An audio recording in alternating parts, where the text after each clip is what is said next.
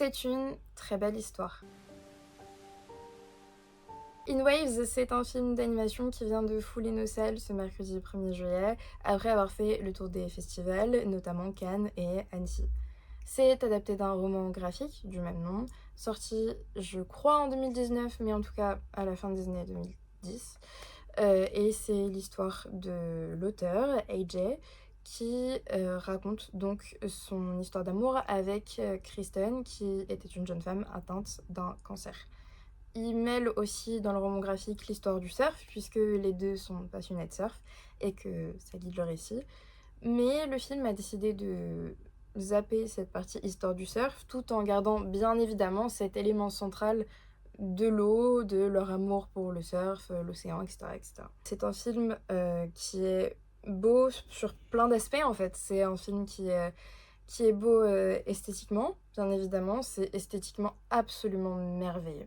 C'est merveilleux et moi je suis très sensible à la colorimétrie et du coup il y a plusieurs temporalités dans ce film. Donc il y a de leur rencontre à quand la maladie avance, même après.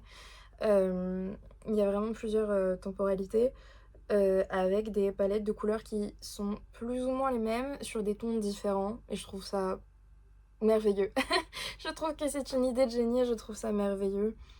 Et c'est une animation qui est très très belle. On a des plans absolument merveilleux et magnifiques et poétiques. Et on a une vraie poésie qui se dégage du film de toute façon, avec une sorte de philosophie de vie assez calme, assez posée. C'est un combat silencieux. Il y a un cadre assez sain en fait posé entre les personnages.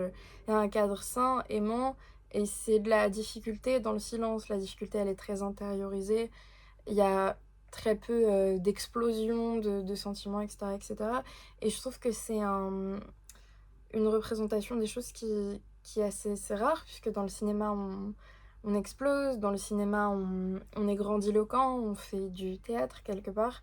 Et là on sent le parti pris, et en plus c'est du coup une histoire vraie, mais on sent le parti pris de vouloir mettre un cadre sain, posé, et de montrer comment on fait face à la maladie ensemble, différemment de ce qu'on peut voir, de comment on fait face à ces sentiments différemment de ce qu'on peut voir. Et rien que pour ça, je trouve ça très intéressant. On sent tout l'amour en fait que ce monsieur a pour cette femme. On le sent, hein, on le sent dans ce film, j'imagine qu'on le sent d'autant plus dans le roman graphique. Et ça porte vraiment tout le récit, et tout cet amour porte tout le récit. Il le porte dans la temporalité aussi. Une temporalité qui peut paraître fouillie, mais qui en fait marche très très bien. Qui fait un bon parcours initiatique de l'acceptation quelque part. Et on a un personnage de Kristen, qu'elle soit là ou pas, qui hante le récit, qui le guidera toujours en fait. Ne serait-ce qu'encore une fois que par la couleur. On est donc plongé en Californie et on a vraiment en plus de ça du coup toute cette idée de liberté. On les connaît d'abord à l'adolescence et cette idée de liberté qui se pose dans un cadre de bon, ma vie est foutue, quelle liberté j'ai, quelle est la liberté de mes proches qui doivent rester près de moi, etc. Et je trouve que c'est des questions qui sont très très intéressantes et on a vraiment des personnages qui sont encore une fois développés pas de manière grandiloquente mais qui sont bien développés.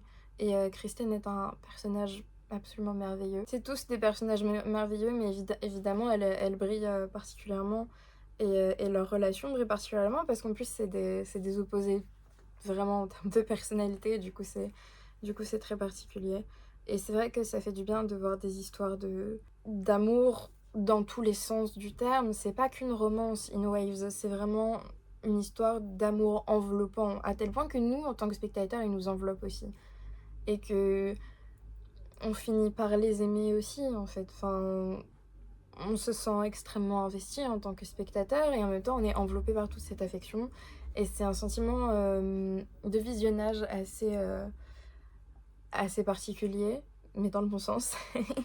C'est un film qui est évidemment très émouvant, oui, ça parle quand même de maladie, d'accompagnement, de deuil, etc.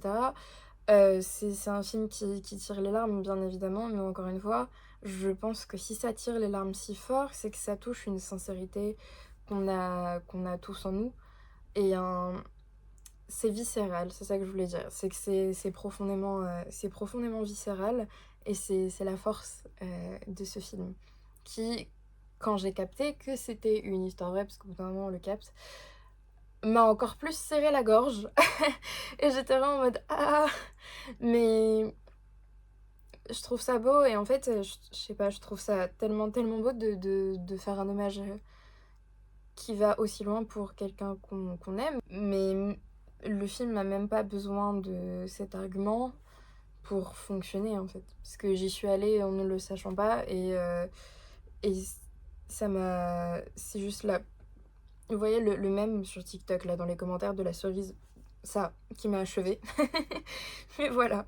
Donc c'est vraiment je pense qu'à analyser je pense que quand le film sortira en VOD, j'aimerais beaucoup analyser, toute la colorimétrie du film et écrire dessus parce que c'est vraiment, la colorimétrie est merveilleuse et les thèmes sont merveilleux et c'est un très beau film. Je le conseille, pour les gens qui aiment les films intimistes, avant toute chose évidemment, pour les gens qui aiment les teen dramas, même si ça évolue plus loin que ça. Mais il y a un vrai sentiment de l'adolescence qui est retranscrit, qui est assez exceptionnel. Et pour les gens qui aiment les histoires d'amour, mais pas que de romance, les histoires d'amour inconditionnel. J'aimerais ajouter que ce film m'a fait penser au jeu Until Dawn, qui vient d'avoir un DLC de sortie. Parce que, pareil, là, en fait, on se sent nostalgique, comme si on avait connu le film ou le jeu, et en fait, les deux ont ça en commun. Les deux ont une esthétique en commun aussi. Mais les deux ont aussi une histoire d'amour compliquée sur deux terrains totalement différents, mais avec le deuil au centre. Et je sais pas, j'ai eu ce sentiment, encore une fois, enveloppant que j'ai dans Until Dawn et que j'ai eu dans In Waves. Et du coup, je recommande à ceux qui ont joué au jeu de voir le film et inversement. Parce que c'est deux œuvres qui ont le même type de viscéral, nostalgique, etc., etc. Voilà, je ne peux que le recommander. C'est un film magnifique qui est du coup au cinéma depuis, nous sommes jeudi, depuis hier. Et c'est vraiment un film qui m'a marqué et que j'espère revoir une fois qu'il sortira en VOD, DVD, etc. Et que je n'oublierai pas, et je n'oublierai pas AJ, je n'oublierai pas Kristen et je n'oublierai pas tous ceux qui les entourent. Et je crois que vous non plus. Vous pouvez vous abonner pour plus de critiques à chaud et de vidéos qui mêlent très souvent le jeu vidéo et l'audiovisuel en général. J'ai des trucs en stock. Mais surtout, allez voir In Waves et prenez-vous cette philosophie de vie en pleine tête comme une vague. J'essaye de faire une métaphore, mais non, vraiment, il y a une vraie philosophie de vie qui est extrêmement intéressante sur l'acceptation, etc., etc. Bye bye!